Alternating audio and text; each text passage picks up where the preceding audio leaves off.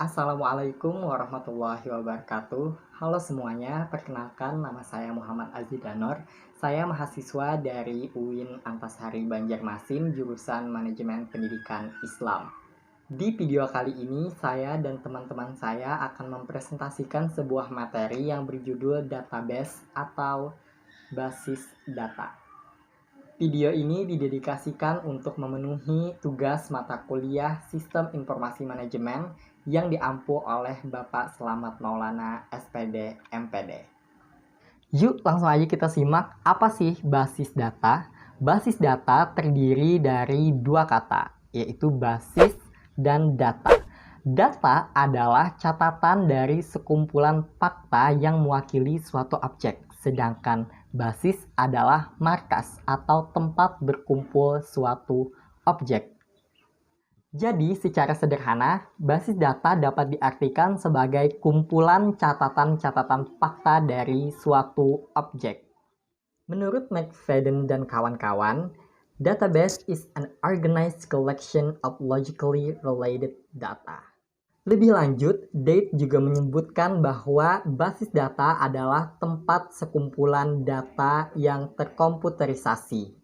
Nah, sekarang dapat kita pahami, basis data adalah sekumpulan data yang terorganisir dan terintegrasi untuk memenuhi kebutuhan para pemakai di dalam suatu organisasi. Dalam pengembangan informasi, basis data memiliki peran yang sangat penting dan sangat diperlukan. Yuk kita simak apa saja manfaat dari basis data. Pertama, informasi yang berkualitas, karena basis data merupakan dasar dalam menyediakan segala informasi yang dibutuhkan dalam suatu organisasi. Kedua, basis data dapat mengurangi pemborosan tempat simpanan luar. Tiga, basis data dapat mengurangi duplikasi data. Keempat, kemudahan akses terhadap data. Terakhir, data akan saling berelasi dengan mengimplementasikan basis data. Nah, itu tadi adalah definisi dan manfaat dari basis data. Materi selanjutnya akan dilanjutkan oleh teman saya. Bismillahirrahmanirrahim. Perkenalkan, nama saya Nurul Jannah. Di sini saya akan memaparkan pemaparan yang selanjutnya, yaitu mengenai istilah dalam basis data dan komponen sistem basis data. Istilah dalam basis data ini sangat penting dan perlu untuk diketahui untuk memudahkan penggunanya dalam menggunakan basis data atau database. Istilah dalam basis data yang pertama yaitu adalah entitas. Entitas ini berupa objek yang berwujud. Contohnya seperti orang, tempat, maupun kejadian. Kemudian istilah dalam basis data yang kedua yaitu atribut. Atribut ini merupakan kumpulan karakteristik yang mendeskripsikan dari suatu entitas atau objek tadi. Contohnya misalnya orang, dan kita katakan saja misalnya mahasiswa. Nah, atribut dari mahasiswa tadi berupa nomor induk mahasiswa, kemudian jenis kelamin, alamat, jurusan, dan fakultas misalnya. Kemudian istilah dalam basis data yang ketiga yaitu adalah record. Record ini merupakan kumpulan elemen dalam atribut yang saling berkaitan untuk memberikan informasi mengenai suatu entitas dengan lengkap. Contohnya, berbagai atribut dari entitas tadi, baik itu NIM, kemudian jenis kelamin, fakultas, dan jurusan, itu semua merupakan record karena merupakan kumpulan dari atribut. Kemudian yang selanjutnya yaitu key atau kunci. Nah, ini merupakan bagian dari record yang dipergunakan untuk proses akses dan menemukan record yang dimaksud. Nah, jadi key atau kunci ini berfungsi untuk menghubungkan tabel data yang satu dengan tabel data yang lain. Nah, contohnya yang digunakan di sini adalah nomor induk mahasiswa.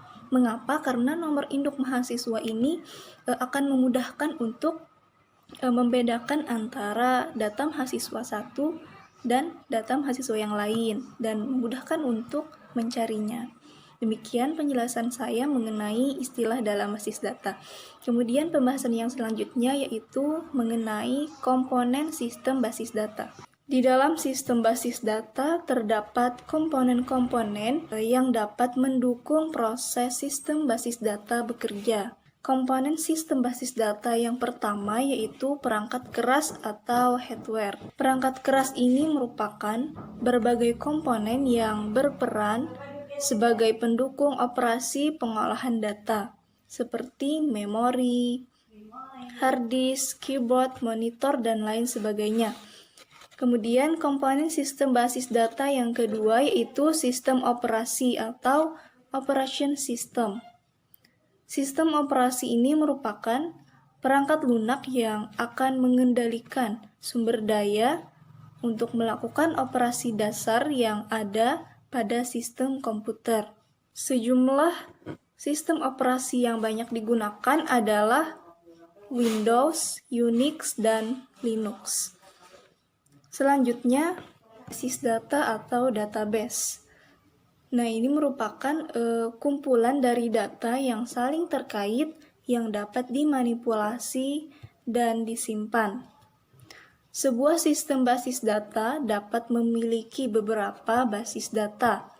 Setiap basis data memiliki sejumlah objek basis data seperti file atau tabel, indeks, dan lain-lain. Kemudian komponen yang selanjutnya yaitu sistem pengelola basis data. Sistem pengelola basis data ini merupakan program aplikasi khusus yang dirancang guna membuat dan juga mengelola basis data atau database yang tersedia. Komponen yang selanjutnya yaitu pemakai atau user. User ini merupakan pengguna yang akan menggunakan basis data atau database.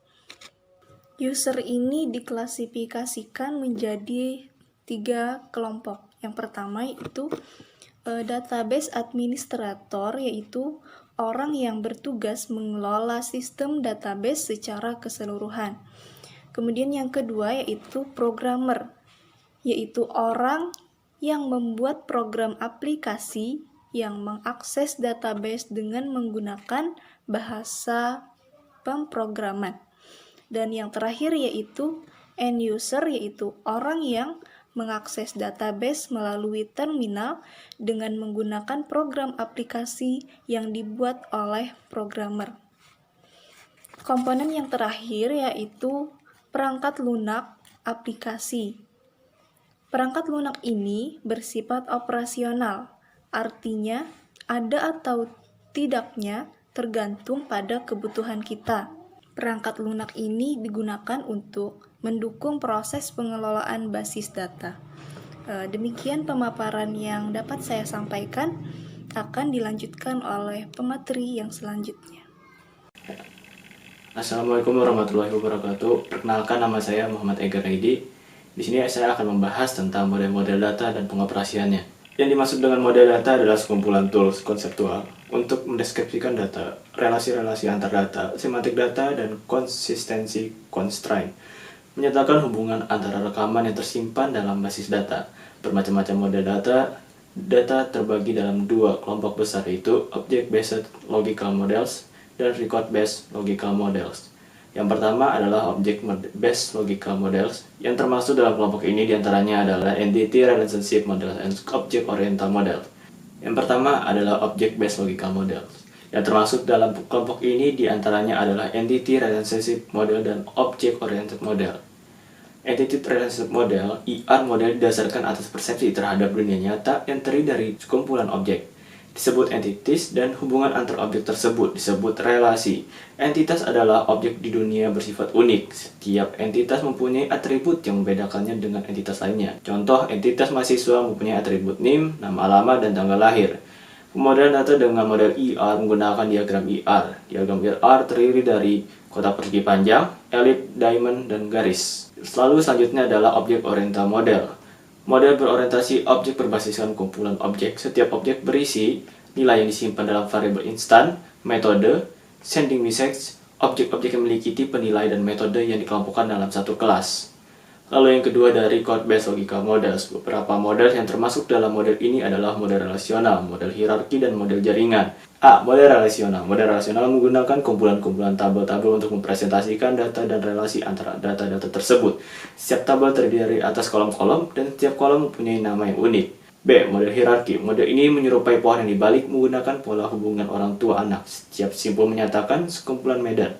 Simpul yang terhubung dengan level di bawahnya disebut orang tua. Setiap orang tua hanya bisa mempunyai satu anak. Bisa banyak anak, tapi anaknya mempunyai satu orang tua. Lalu ada contoh DBMS yang menggunakan model hierarki Informational Management System. Oke, selanjutnya adalah model jaringan. Data dalam model jaringan direpresentasikan dengan sekumpulan record atau Pascal. Dan relasi antar data direpresentasikan oleh record dan link. Link dipandang sebagai pointer, record diorganisasikan sebagai graf. Model ini hampir sama dengan model hierarki. Perbedaannya pada model ini satu anak bisa mempunyai lebih dari satu orang tua. Istilah orang tua dalam model jaringan disebut sebagai pemilik, sedangkan anak disebut sebagai anggota. Contoh DBMS yang menggunakan model jaringan yaitu CAIDMS ODB dan Integrated Database Management System yang dibangun oleh Cullinan Software Inc. Nama saya Fadilah. Di sini saya akan menjelaskan mengenai tujuan basis data. Nah, jadi apa sih tujuan dari basis data itu? Jadi, tujuan utama dari basis data adalah untuk mengatur data atau mengorganisasikan data agar diperoleh kemudahan, ketepatan, kecepatan dalam pengambilan keputusan kembali. Selain itu, tujuan lain dari basis data adalah untuk meminimalisir adanya redundansi atau kerangkapan data dan menjaga data tetap konsisten. Serta peraturan dalam pemilihan data dapat sesuai dengan fungsi dan jenisnya masing-masing. Nah, jadi untuk mencapai tujuan tersebut, ada beberapa hal yang perlu kita perhatikan. Yang pertama adalah tidak adanya redundansi dan inkonsistensi data. Redundansi terjadi jika suatu informasi disimpan di beberapa tempat. Misalnya, ada data mahasiswa yang memuat NIM, nama, alamat, dan lainnya. Sementara itu, kita juga mempunyai data lain tentang KHS mahasiswa yang juga isinya terdapat NIM, nama, mata kuliah, dan nilai. Nah, pada kedua data tersebut, tentunya kita menemukan kesamaan data. Artinya, data tersebut masih mengandung redundansi yang harus dihindari pada perancangan basis data. Akibat dari adanya redundansi itu adalah terjadinya inkonsistensi data atau data yang tidak konsisten.